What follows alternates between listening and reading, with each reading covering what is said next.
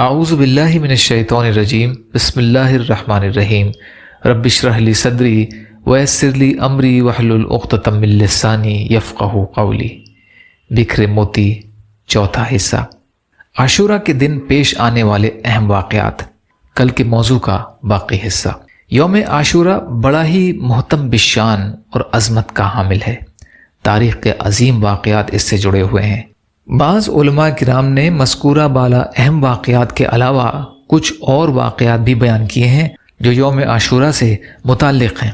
مثلا اسی دن اللہ تعالیٰ نے آسمان و زمین، قلم اور حضرت آدم علیہ السلام کو پیدا کیا۔ اسی دن قیامت قائم ہوگی۔ اسی دن حضرت موسیٰ علیہ السلام پر تورات نازل ہوئی۔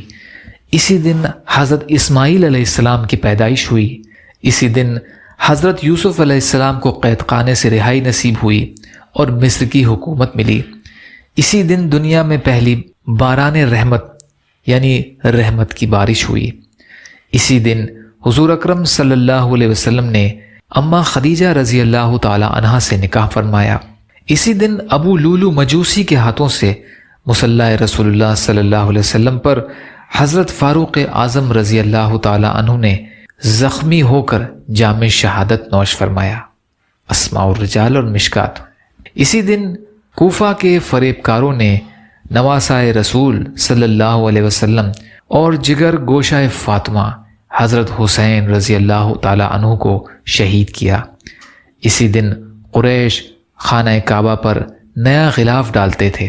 اسی دن حضرت یونس علیہ السلام کی قوم کی توبہ قبول ہوئی اور ان کے اوپر سے عذاب ٹلا۔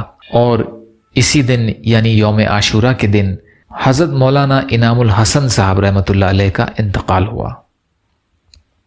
یا اللہ ہم سب کو کہنے سننے سے زیادہ عمل کی توفیق عطا فرما۔